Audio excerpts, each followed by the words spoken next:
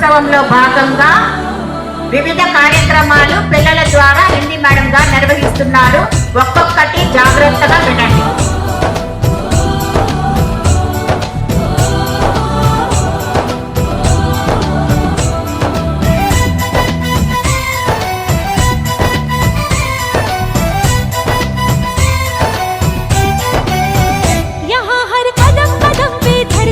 बदले रंग यहाँ की बोली में रंगोली सात रंग यहाँ हर कदम कदम पे धरती बदले रंग यहाँ की बोली में रंगोली सात रंग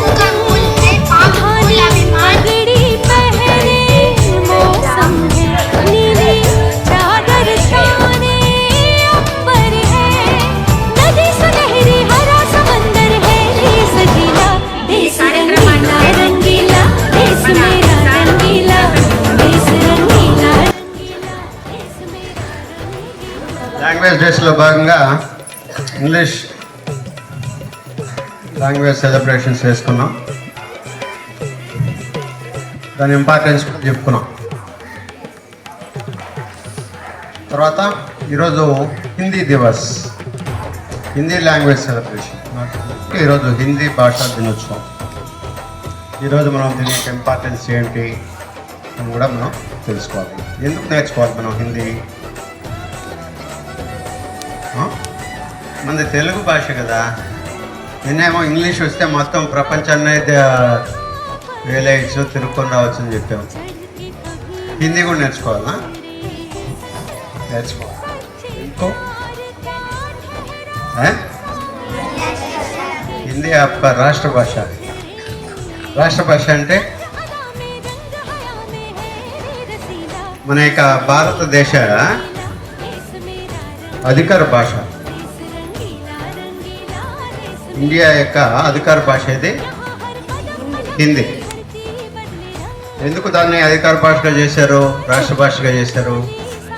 దాదాపు మనకున్నటువంటి 26-29 రాష్ట్రాల్లో majority of the states Hindi మాట్లాడతారు. మన తెలుగు రాష్ట్రాలే, ఒక ఆంధ్రప్రదేశ్ ఒకటే, ఇప్పుడు తెలంగాణ, ఆంధ్ర, ఇవి మాత్రమే తెలుగు మాట్లాడేది. కొంచెం అటు పక్క పోతే మహారాష్ట్ర నుంచి, బొంబాయి నుంచి, మొత్తం పంజాబ్ ఇవంతా కూడా, ఆల్మోస్ట్ అస్సాం వీళ్ళంతా కూడా ఎక్కువ హిందీ ఎక్కువ హిందీ భాష మాట్లాడారు. మన దేశంలో దాని యొక్క ఇది ఎక్కువ. మీరు ప్రధానమంత్రి మాట్లాడేటప్పుడు ఆయన ఏ భాషలో మాట్లాడతారో తెలుసా మీకు? హిందీ. కాబట్టి మన దేశ భాష అధికార భాష కాబట్టి మన దేశంలో మనము ఒకే చోట ఒక కళాశాలలోనే ఉండలేము. కాబట్టి మన దేశంలో దానిపైన కూడా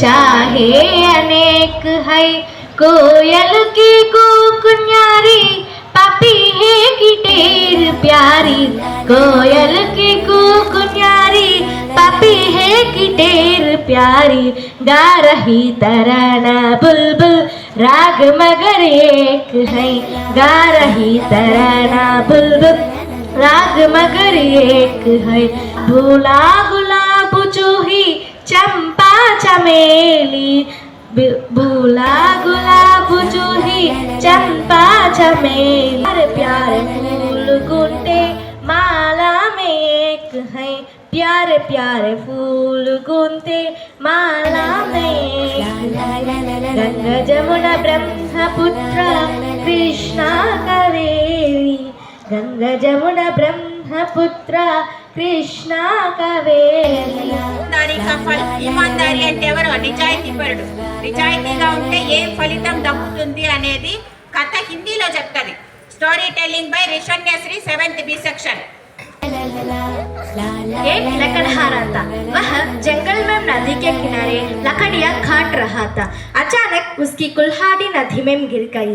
इसे देखकर वह रोने लगा। कबीर दास का फल, तीर्थ गए से एक फल, संत मिले 4 फल, सद्गुरु मिले अनेक फल, कहो कबीर विचार। అంటే తీర్థయాత్రలకు వెళ్ళినట్లయితే ఒకటే ఫలితం లభిస్తుంది. సాధువుల సాంగత్యంలో ఉంటే 4 రకాలైన ఫలితాలు లభిస్తాయి.